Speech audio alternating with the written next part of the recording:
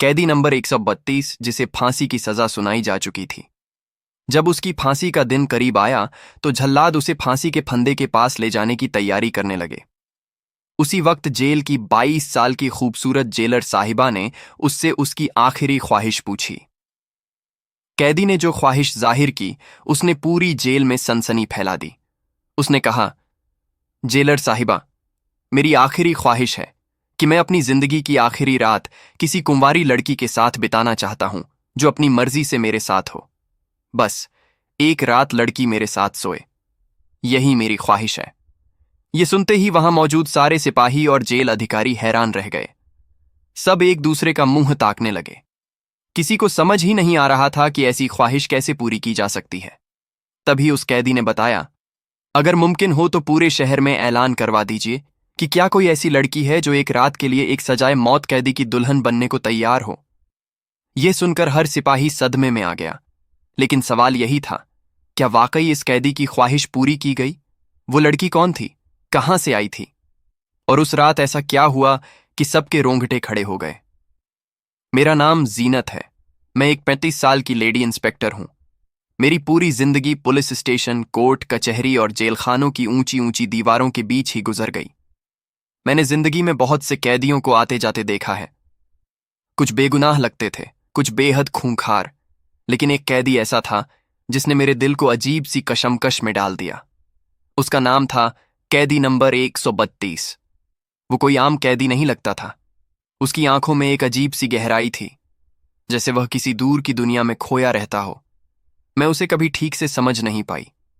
न वह पूरी तरह मासूम लगता था, न पूरी तरह मुजरिम। जब मैं नई नई नौकरी पर लगी थी, उस वक्त मेरी उम्र महज 22 साल थी। मैं जवान थी और जिंदगी को देखने का नजरिया भी नया था। जब भी मेरी नजर उस कैदी पर पड़ती, मुझे लगता जैसे वह किसी गहरी सोच में डूबा हुआ है। उसके चेहरे पर अजीब सा सुकून था, लेकिन उसकी आंखों में हमेशा उदासी रहती थी। जो बात मुझे सबसे ज्यादा परेशान करती थी वो यह थी कि उसकी उम्र सिर्फ 21 साल थी। उसने अभी दुनिया देखनी भी ठीक से शुरू नहीं की थी और अब उसे हमेशा के लिए इस दुनिया को अलविदा कहना था। वो बहुत कम बोलता था। ऐसा लगता था जैसे उसके पास बोलने के लिए लफ्ज ही नहीं हो, या शायद वो बोलना ही नहीं चाहता था। कई बार मेरा दिल चाहता कि उससे पूछूं, आखिर तुमने ऐसा कौन सा गुनाह किया है कि तुम्हें मौत की सजा सुनाई गई? लेकिन उसके चेहरे की मायूसी देखकर मेरे कदम अपने आप रुक जाते।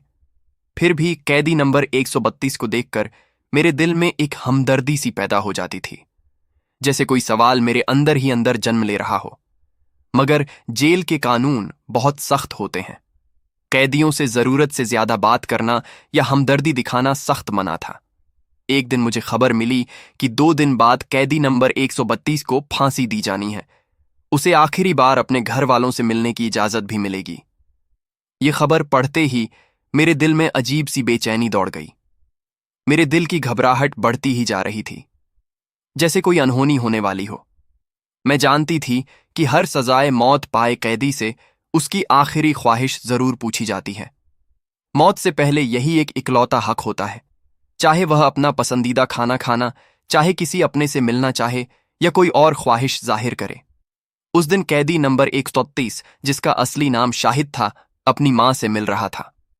उसकी मां उससे लिपटकर जोर जोर से रो रही थी और बार बार कह रही थी, बेटा, मुझे पूरा यकीन है कि अल्लाह तुझे फांसी से बचा लेगा।